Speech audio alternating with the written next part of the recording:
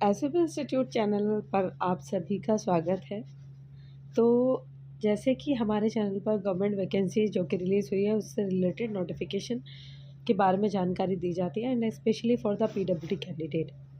तो Uttar Pradesh public service commission की तरफ से ये नोटिफिकेशन रिलीज़ हुई है।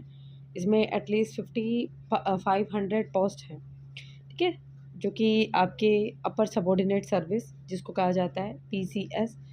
तो वहाँ उत्तर प्रदेश की तरफ से ये नोटिफिकेशन है, जिसकी फॉर्म फिलअप की जो डेट है वो 25 जून को ये रिलीज़ हो चुकी थी एंड लास्ट डेट रहेगी 27 जुलाई।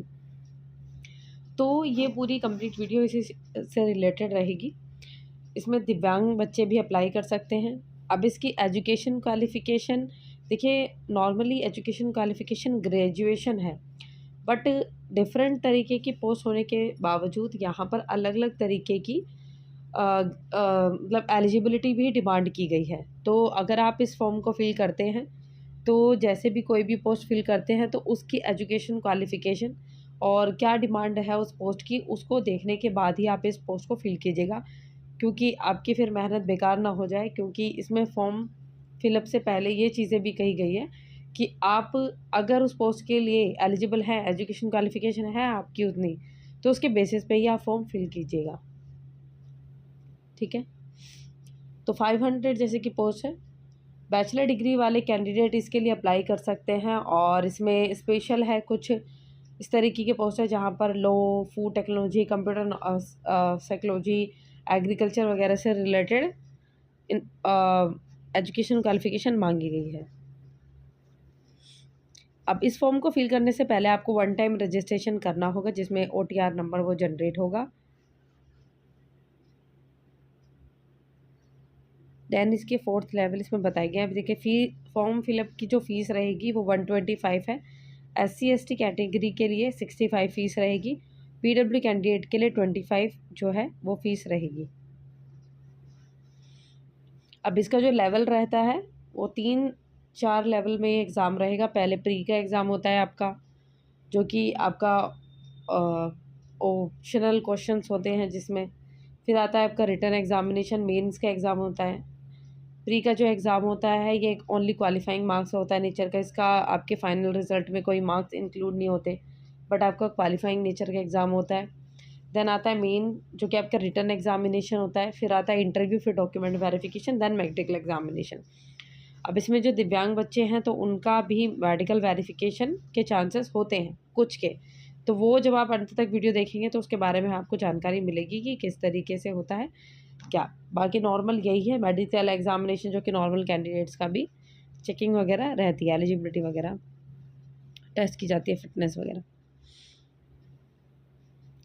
अब इसमें नंबर ऑफ़ वैकेंसीज़ के बारे में मैंने आपको इन्फॉर्मेशन दी थी। ये है इसकी पोस्ट, कौन कौन सी पोस्ट पर आपका चयन जो है वो होगा।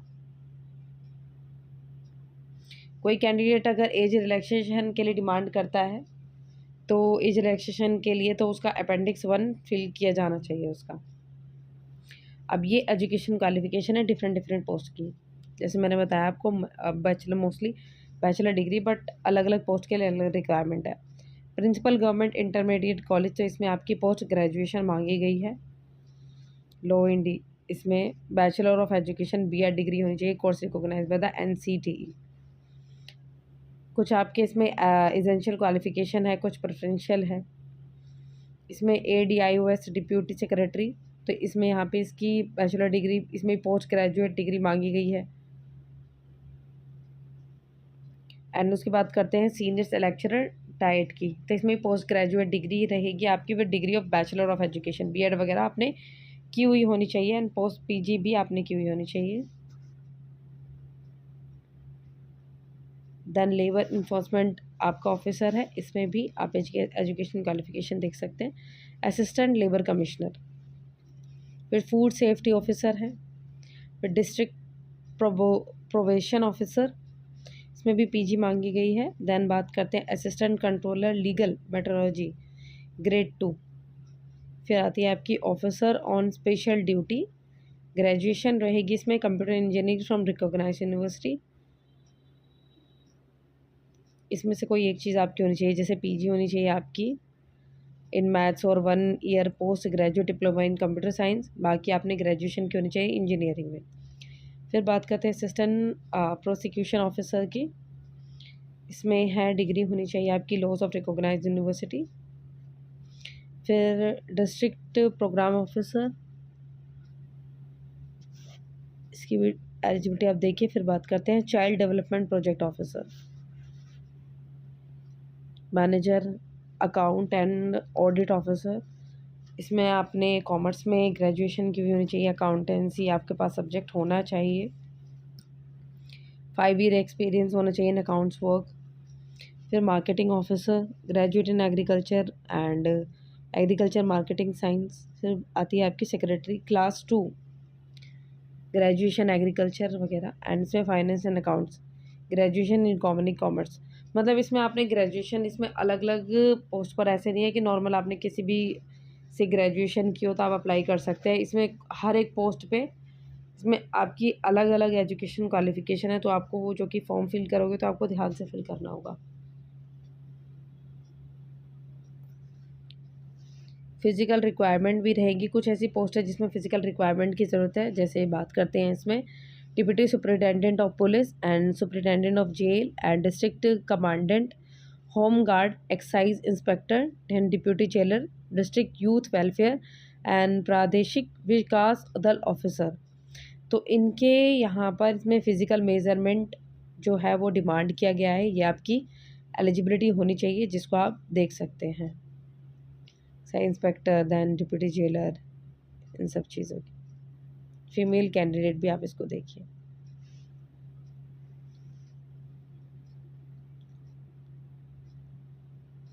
एज लिमिट है 21 से लेके 40 तक, बट इससे ज़्यादा आपकी एज नहीं होनी चाहिए।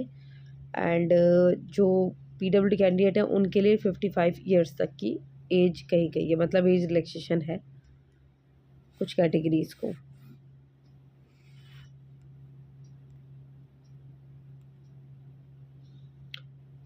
जैसे कि हम जिसमें बताया था, इसमें पहला आपका प्री एग्ज़ाम होगा।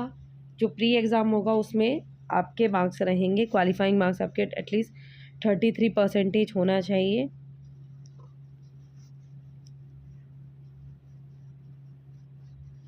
ये कुछ फॉर्म है जो आपको फिल करके देने होंगे अगर आप किसी भी चीज़ का रिजर्वेशन लेते हैं। जैसे पीडब्ल्यूडी कैटेगरी से हो आप, अगर आपकी डिसेबिलिटी परमानेंट पैरालाइज है, लिम्स के ड्वार्फिज्म के, आपको ये फॉर्म सेकंड फिल कर देना होगा।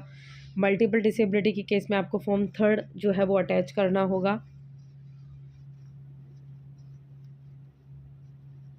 देन आता है आपका ये प्री एग्ज़ाम, प्रीलिम्स का एग्ज़ाम है। तो इसमें जैसे 33% इसमें बताई गई क्वालिफाइंग मार्क्स होना चाहिए। ये सब्जेक्ट्स हैं। पेपर 1, पेपर 2 इसमें रहते हैं। पेपर 1 जिसमें जीएस का पेपर होता है आपका, इसमें आपके जनरल स्टडीज़ के हिस्ट्री से करंट अफेयर्स एंड इंडिया की वर्ल्ड ज्योग्राफी, गवर्नेंस, पॉलिटी वगैरह के क्वेश्चंस इसमें पूछे जाते हैं आपसे। ये पूरा इसका पैटर्न लिखा हुआ है। देन बात करते हैं पेपर 2 की, जिसमें comprehension, interpersonal skills, logical reasoning, analytical ability, decision making वगैरह क्वेश्चंस रहते हैं। जो मैथ्स रहेगी वो 10th के लेवल की रहेगी, इंग्लिश भी 10th के लेवल पे रहेगी, हिंदी का ये पैटर्न है। फिर आपके बाद इसके बाद आता है आपका पेपर 2, मतलब आपका रिटन एग्ज़ामिनेशन मेंस का, जिसमें आपका पहला पेपर होता है जनरल हिंदी, फिर उसके बाद एसए, फिर जीएस 1, 2, 3, 4, 5, 6 ये रहेंगे। ये आपके मार्क्स हैं सारे पेपर 200 मार्क्स के। जो जनरल हिंदी और एसए करेगा 150 मार्क्स का। एसए के कुछ ये टॉपिक्स हैं जिसमें से आपके टॉपिक्स आ सकते हैं। ये जनरल स्टडीज़ 1 का जो कि आपका हिस्ट्री का रहता है। जीएस 2 जो का आपका इकोनॉमिक्स से रिलेटेड होगा। ये है जीएस 2 जो कि आपका पॉलिटी से रिलेटेड होगा। जीएस 2 आपका, जीएस 3 आपका इकोनॉमिक्स से रिलेटेड रहेगा। जीएस 4 आपका एथिक्स का होगा। जीएस 5 ये आपके कुछ ऑप्शनल सब्जेक्ट्स रहेंगे इसमें।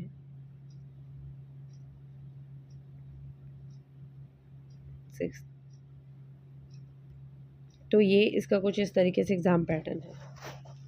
अगर इससे रिलेटेड कोई डाउट हो तो आप कमेंट में मेंशन कीजिएगा। बाकी वीडियो को आप लाइक कीजिएगा एंड चैनल को कीजिएगा सब्सक्राइब। धन्यवाद।